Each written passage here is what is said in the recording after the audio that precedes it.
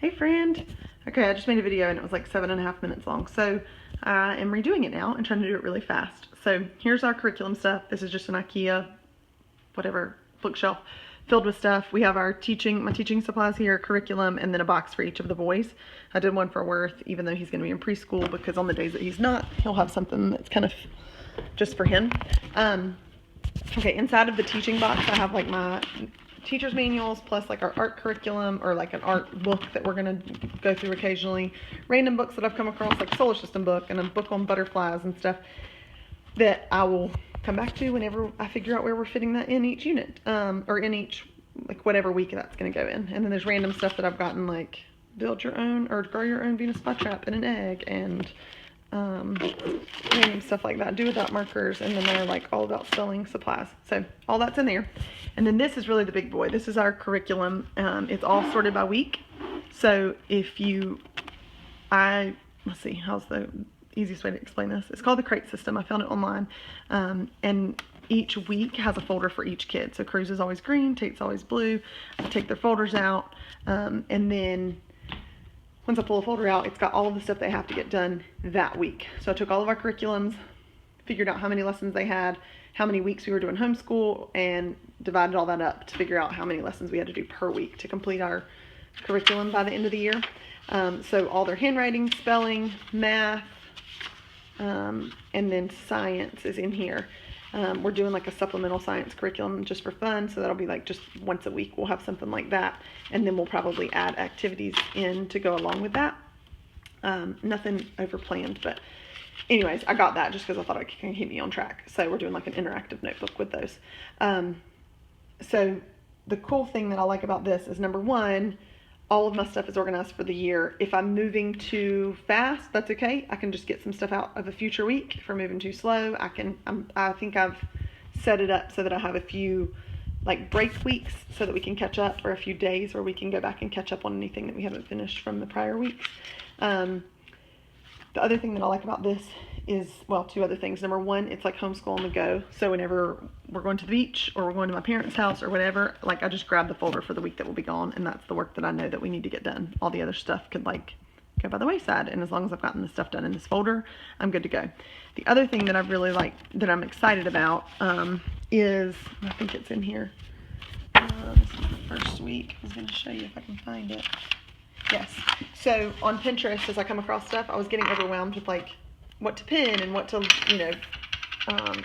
what to print, and I don't know, I was overwhelmed. So the cool thing is I went through and made like themes for each month, and like the first month there's going to be some all about me stuff. So I found like an all about me printable on Pinterest, went ahead and printed it and threw it in week one. And that way when I come across something that's really great about pumpkins, I can print it out and stick it in a week that's in October, and I will just have that ready and available whenever it's time for me to get there. I'm really good about looking on Pinterest and finding all these ideas and then forgetting about them and not actually doing something with them. So I thought that would help. Let's see. And then each kid has a box. So this will happen. What I'll do at the beginning of the week is I'm going to let them each buy some folders, like pick out their own folders at Target or Walmart. And they will be labeled, I think, they will be labeled by subject. And so I haven't totally figured this out, but I will probably put all of their handwriting stuff in the handwriting folder at the beginning of the week, but then we'll only do like the pages that I've decided that we're going to do for that day. I don't know. I think if we move more quickly, then, if we get all the work done early, then that's great. Or it may be that like the right side is for the week and only the left side stuff is the stuff they have to do each day, and I can just move those over. The reason I'm not doing it by day instead is because I think it feels good for them to be able to come to their like box, pull out their handwriting folder, work on it, come back, get their math folder, like just something about checking something off the list rather than working through like an endless pile of stuff all in one day. So their folders will be in here, like their subject folders will be in here, along with, this is a daily learning book that I printed, daily learning notebook that I printed from Confessions of a Homeschooler. And I'm really excited about it too. You print it and then you put all these in sheet protectors so they're wipeable, and each day they will fill out their information, like, for whatever day we're on. And then beyond that, they'll write what time it is, the temperature, what type of clothes they'll wear. They'll fill in their 100 days of school, and we'll have a party when they get to their 100th day, which is kind of fun, just because you miss out on doing some of that stuff when you're not in public school. They'll write their name each month. They can track the weather.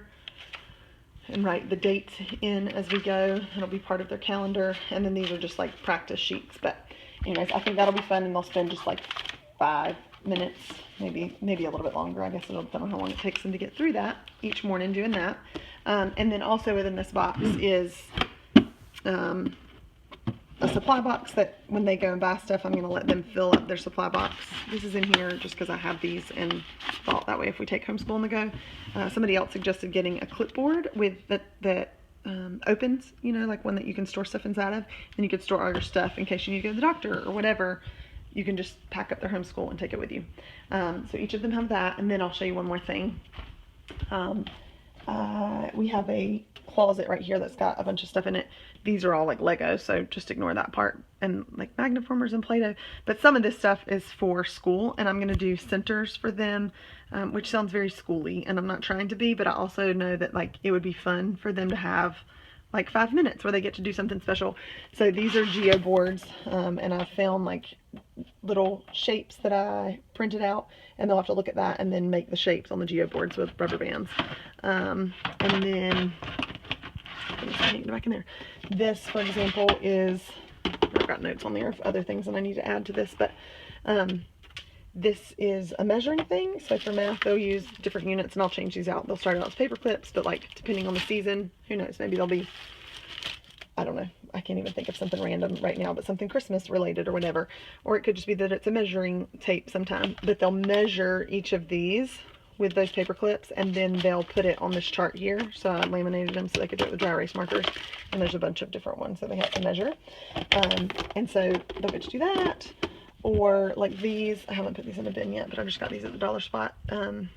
They will make the shape of the letters using this like foamy, you know, like not foamy stuff that sticks together. So there's a bunch of like random stuff. There's our math manipulatives that came with our curriculum. So anyways, and then this is random homeschool supplies that people have borrowed, or let me borrow. Last thing, holy cow, we're back at 7.5 minutes. I should have just sent you the first one.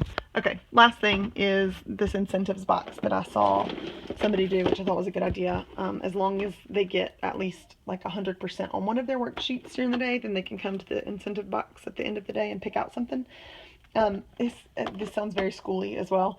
And I'm kind of like a mix between like, let's do nature journals and let's just go out and like just read books and whatever, like Charlotte Mason kind of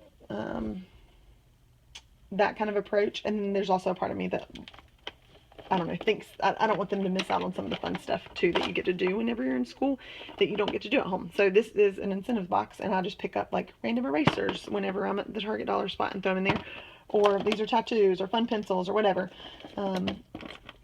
and that way they can pick out something at the end of the day, and then they'll get to add those to their like personal box. We have a box of like general school supplies, but then beyond that, I want them to be able to have a box that they can just have of their own stuff that they don't have to share like out of our carousel. So I hope that's helpful.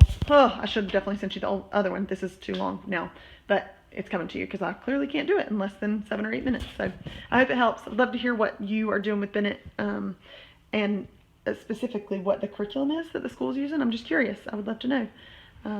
Okay, hope you're doing well. Can't wait to hear from you. Bye.